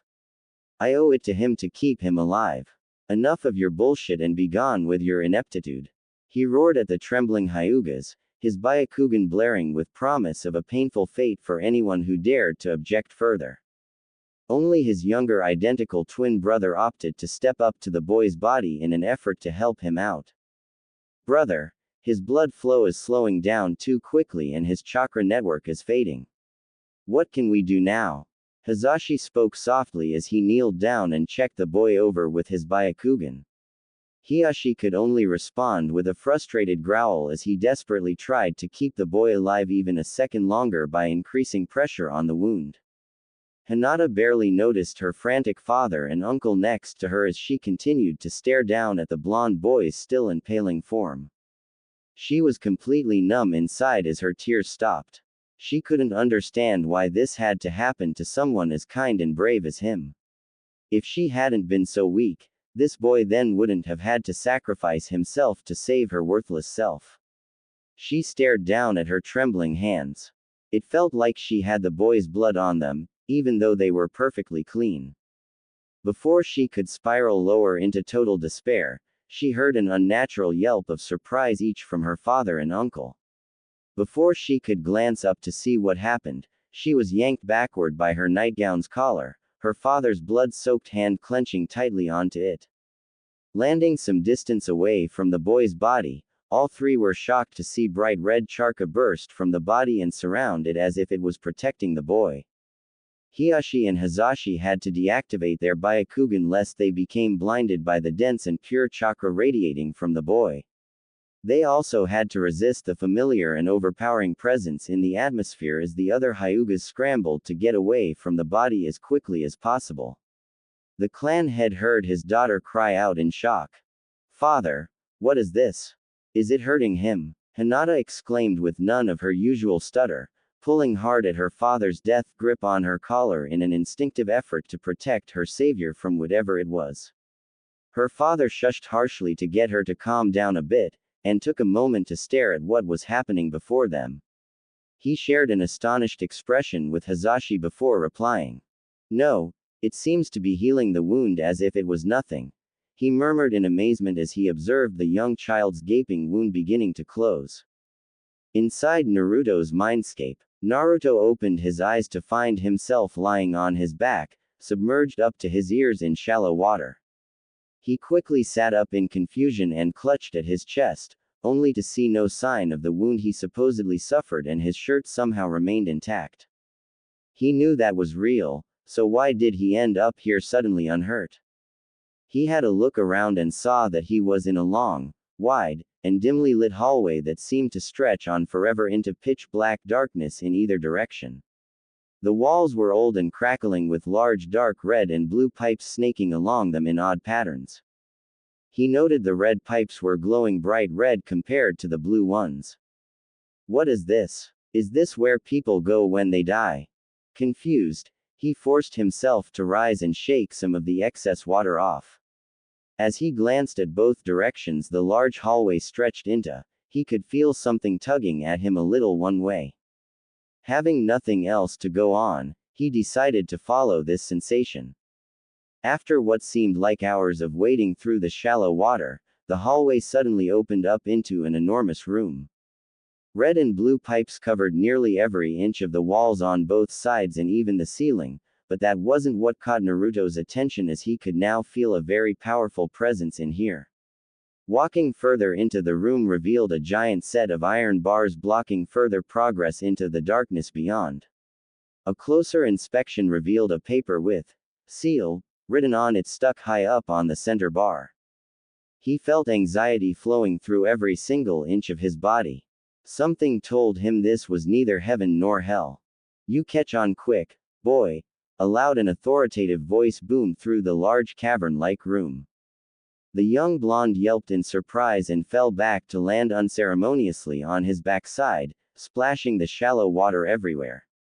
There was silence for a long moment before the booming voice broke into a mirthful chuckle, seemingly shaking the entire room with each exhalation. "Haha, it has been a while since I've had a good laugh. Please do not be frightened. We are in your mindscape and I wish to have a discussion with you, Uzumaki Naruto," the voice continued, rolling throughout the room like thunder. It took a moment for Naruto to regain his composure at hearing and feeling the presence beyond the iron bars. "Oh, okay, but may I ask for your name since you apparently know mine?" The young boy carefully inquired upon the mysterious presence. He heard what sounded like a pleased growl. "Respectful. I like that. I will tell you my true name soon, but for now, I'm afraid you know me by another." The darkness began to fade out and Naruto could easily make out a massive silhouette shaped like an animal towering high over him. He also noted, with some trepidation, many long tails swaying gently behind it. Two enormous crimson eyes shone brightly down at him in the darkness near the top of the silhouette. The humans out there call me Kyuubi no Kitsune.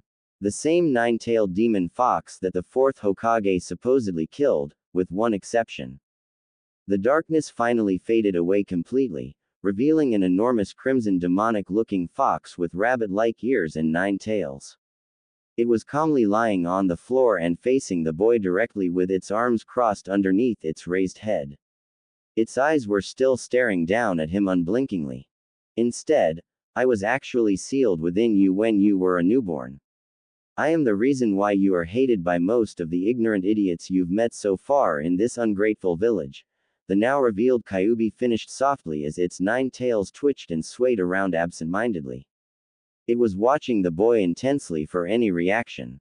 It took all Naruto had to keep from crapping his pants at the prospect of being face to face with the giant demon fox that the entire village feared and hated. Only reassured somewhat by the presence of the iron bars between the two, he regained his composure finally. As he gazed up at the fox, whom seemed to be waiting for what he would say, he had to take a moment and think about what to say to this powerful entity apparently trapped within him. He finally understood why the villagers hated him so much and, at first, he impulsively wanted to yell insults at the fox sitting beyond the bars for being the reason he lived a painful existence until recently. But, would that have changed anything? Whatever put the fox into him already happened, and he already lived through the worst of the villagers, anger and hatred. Plus, those same villagers were morons for even believing him to be the demon fox itself in the first place, so he had no reason to care about what they thought of him now or in the future. He could tell things would continue to improve for him as he made more friends at this rate. And what if it wasn't the fox's fault it had to be sealed into him? He already learned of one lie when all of his generation and younger were told the Kyuubi was actually killed. Right now, to him, it might not be such a bad thing having a giant entity sealed inside him. He probably got some benefits from that, right? And maybe he could make another friend in the process. At that thought, the Kyuubi's eyes widened fractionally for an instant. After taking a long moment to quell the shock of this revelation, Naruto decided there was nothing that could be done to change anything right now. He decided to ask some questions before forming an opinion about his recently discovered tenant. Thank you for not calling me a prisoner, and yes, you did get some benefits from having a giant entity sealed inside of you. The Kyuubi suddenly spoke, as if the boy's thoughts were said out loud. Naruto flinched in surprise at that, then remembered that he was in what the fox called his mindscape. It makes sense in this case. From those red pipes I see coming out from your side, you're kinda paying rent with some of your chakra, even if it was forced. The blonde replied sheepishly, pointing at the pipes lining the walls. The fox only gave a small grin, liking this human. He had a sharp mind being able to understand instantly what the pipes symbolized. So what happened that had me end up in here with you? The last thing I remember before coming here was a creepy man in black killing me for saving a girl. I certainly had no idea you've been in me all this time till now. Naruto asked, looking up at the giant fox with a head. When you were dying, I pumped some of my chakra throughout your system and it increased your healing rate exponentially. While I'm working on that, I decided to pull you into this room so we can finally meet face to face and have a discussion. It spoke with an annoyed tone on the last word, as if it was going to confront the boy about something. Naruto gulped, having a feeling he knew what the Kyuubi was pissed about.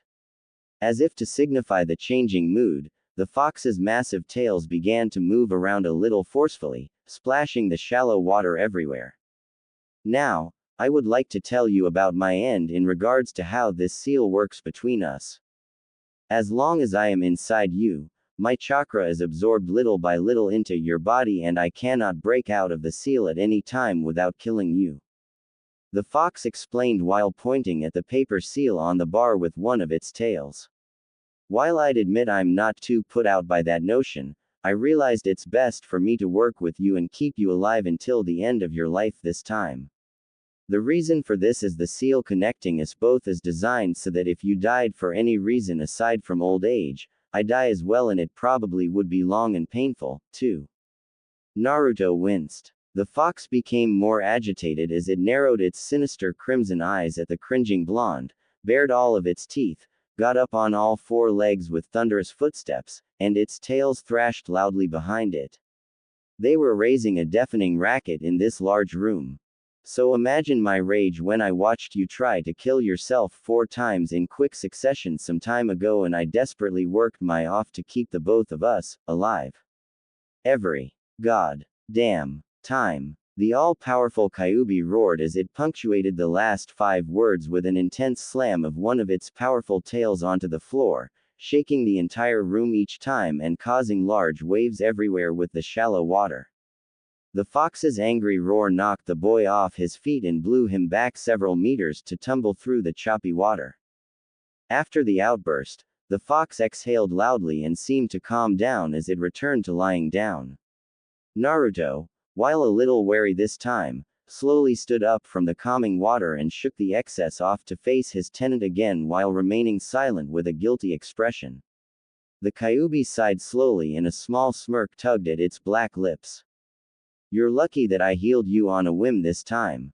After what happened, I decided I wouldn't heal your moronic ever again as long as you kept contemplating suicide.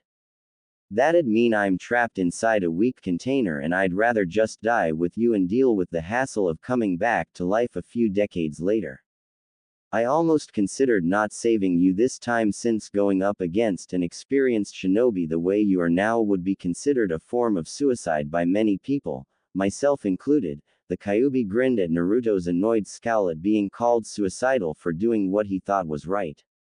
Still, you did do it to rescue that human child, and you actually did not want to die, so I decided to interfere and make a deal with you.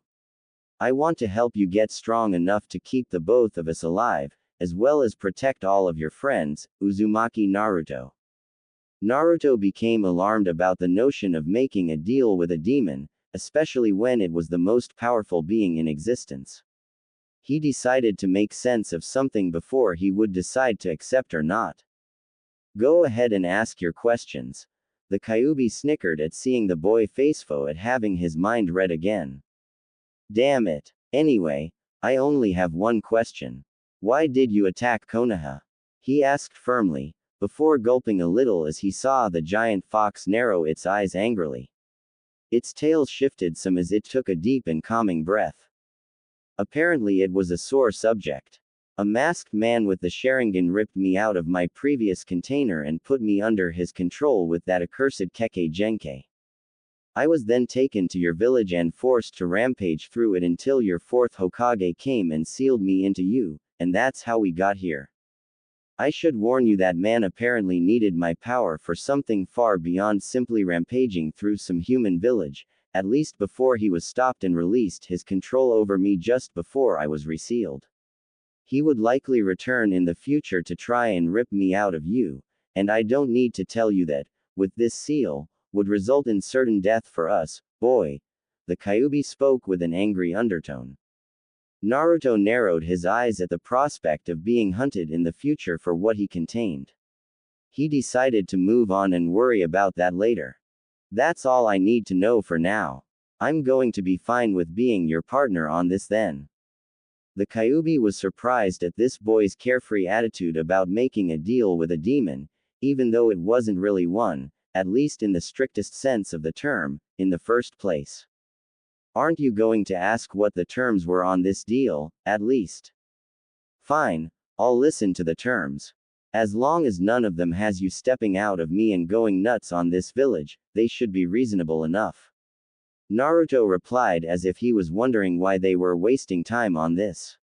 The Kyuubi rolled its eyes. I'll tell you anyway so you won't bitch at me in the future about anything that comes up.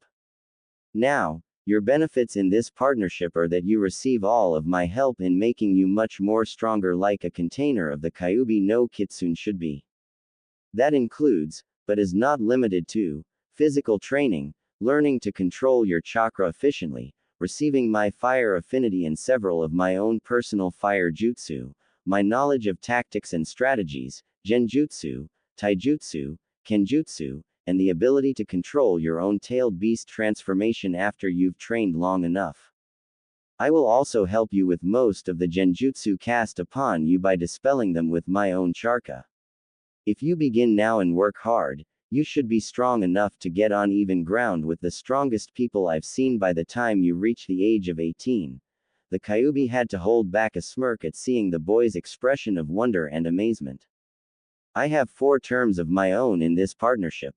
First, you unlock all of your senses to me so I can see, hear, smell, taste, and feel whatever you come across in the outside world since it gets boring in here. A simple agreement between us is all the intent it should take for the seal to allow me to actively link up with you. Up until now, I could only find out things about you by reading your memories. We'd also now be able to speak to each other without you having to come here every time, and you also benefit by having your senses heightened even further thanks to my own senses merging with yours. Either of us can still cut the link for some privacy if needed. Why should I care about my privacy if I'm going to trust you? Believe me, when you get older, you'll want all the privacy you can get, the fox retorted with a snicker. The blonde just his head in confusion, but shrugged. Sure. Let's agree to that. It sounds like a great help for us both. The Kyuubi grinned. So be it. We should be able to link up now. Indeed, they both felt something shift slightly in the air around them, as if some unknown force just responded to their conversation non-verbally just now. Next term, I would like for you to fix this mindscape so it isn't such a shithole to live in. It only takes a little bit of concentration to be able to change anything in this place with your mind, so I'll help you with that when we have time. This will help improve your training exponentially when you come in here to train your mind and chakra while your body rests at night. Naruto immediately responded with a sharp nod, having no objection to that. Third term, this one you may have difficulty accepting, but you must do this. It's for both our sake or the deal's off, is that understood? The fox spoke with a serious gaze, and Naruto gulped.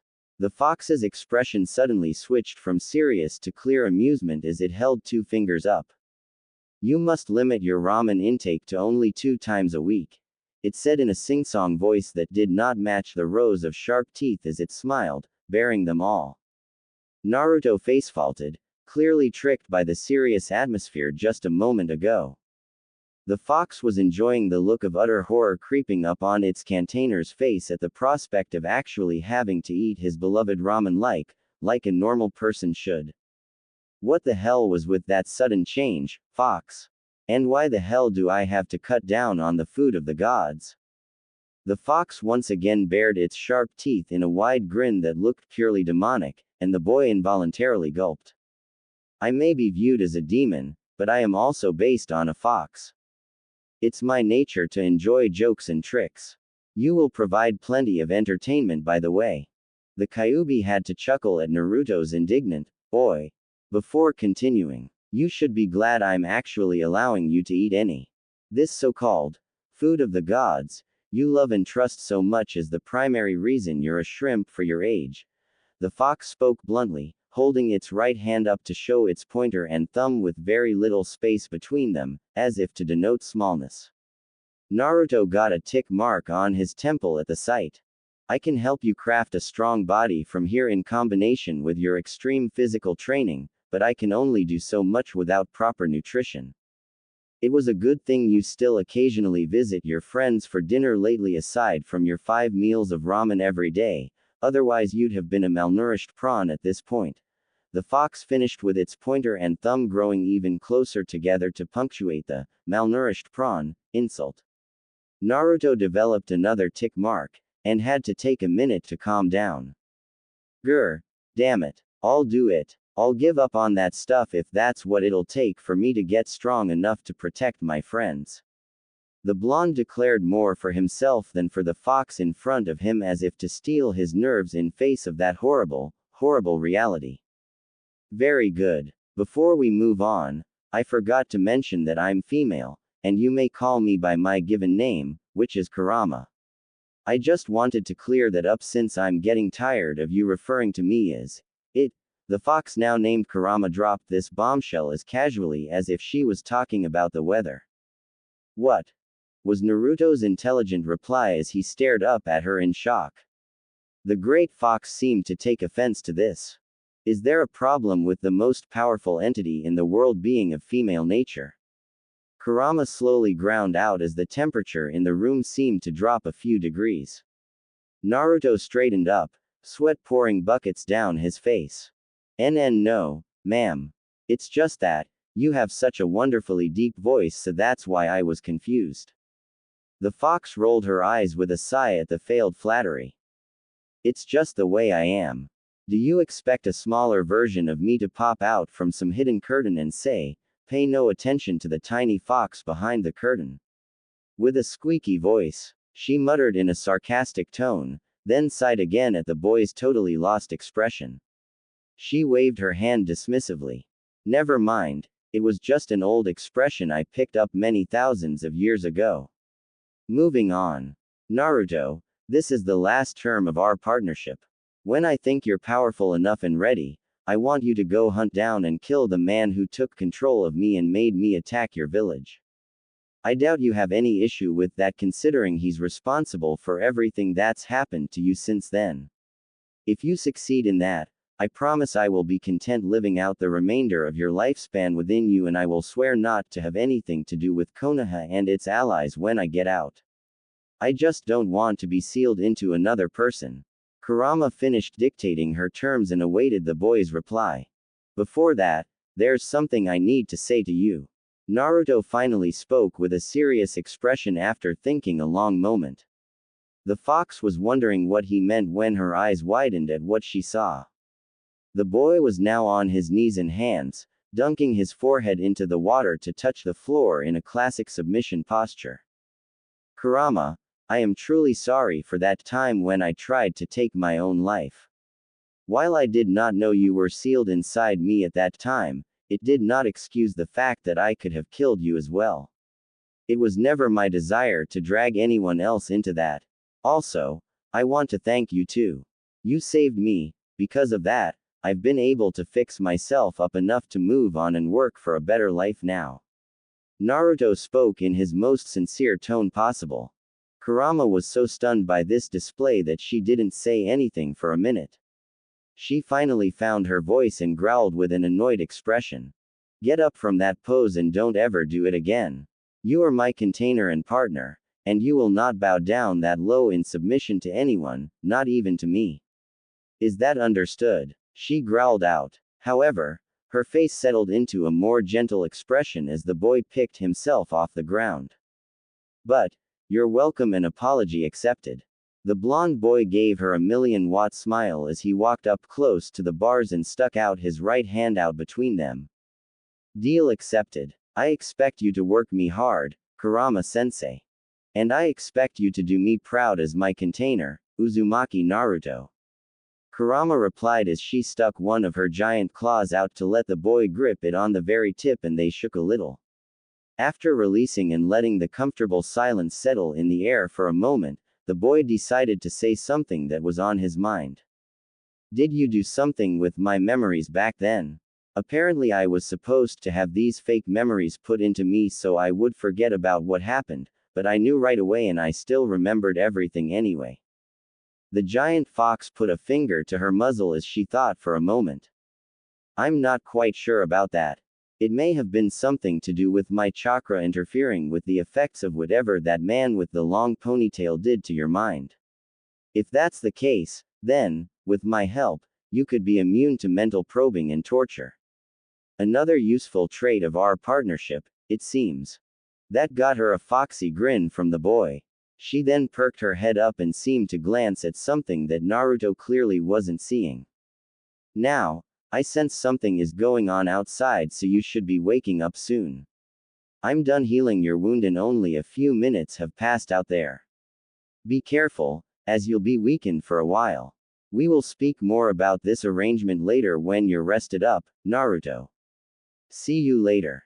See you then. The blonde container replied as his waving form began to fade out. Looking at the spot where he disappeared, Kurama had to let a toothy smile grow on her face.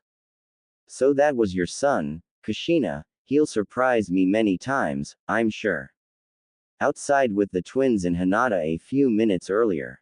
Hiyashi, Hizashi, and Hinata found themselves the only ones standing close to Naruto's body that was currently glowing, tinting the surrounding night air in crimson color. The others already ran away in terror, screaming about a demon fox coming loose, their oh so important Hyuga pride and composure completely forgotten. The three Hyugas stayed rooted in place, staring transfixed at the beautiful but apparently deadly red chakra slowly whirling around the boy's body in a protective manner. Father, uncle, what is that? Hiyashi noticed his daughter asked that with no fear in her voice, only open curiosity. He also noted his brother stiffening uncomfortably. I am afraid I cannot tell you that, my daughter. It is a secret only this child can tell you himself. I recommend waiting on inquiring about this until you feel you have gained this boy's trust, that is if you wish to pursue a friendship with him. Hiyashi replied softly as he still kept a firm hold on her shoulder, making sure she didn't get close to the body just yet. Now then, we must prepare to greet Hokage-sama. The clan head spoke as he and Hizashi turned around and Hinata reluctantly followed suit, a little confused. Her unasked question was answered immediately when the sight of the Hokage and 6 of his Anbu escorts jumping down onto the walkway from the air greeted them. The third's face was grim as he surveyed the scene, from the broken body of the black-clad shinobi, to the 3 Hyugas, and finally to the crimson-glowing body of the Kyuubi Jinchuriki. What happened here? He asked calmly, but his tone did not hide his tension at seeing the Kyuubi's chakra floating around the boy's body. A few minutes of explanations brought everyone up to speed. They were also dismayed to discover the kidnapper, when one of the Anbu investigated his body, turned out to be the diplomat sent from Kumo. The Hokage rubbed his temples at the upcoming headache, as he'd have to deal with an international incident when word of this eventually reached Kumogakure. In the meantime, 3 of the Anbu were now standing guard in a triangle formation around Naruto as the crimson chakra continued to twirl around him. After a few minutes of anxious waiting, everyone noticed the red glow was beginning to fade away, and the chakra eventually shrank until it finally retreated fully into the boy's body. The Hokage and everyone else held their breaths for what seemed like eternity until they saw the boy stirring awake. The old man stepped closer until he was just out of the boy's range, with his escorts tensing into readiness. Naruto-kun, is that you? Are you okay? Groaning, Naruto opened his eyes to see the very concerned face of his surrogate grandfather. Hokage Jiji, what are you doing here? He murmured tiredly. The third let out an explosive breath of relief as he discreetly signaled his Anbu to stand down. Only Naruto would call him that, and this was definitely the same boy he came to know and care for. He'd have to put off his discussion about the red chakra, at least until he was able to get alone with the boy soon. He noted the young Hyuga girl bravely stepping up. Anyo,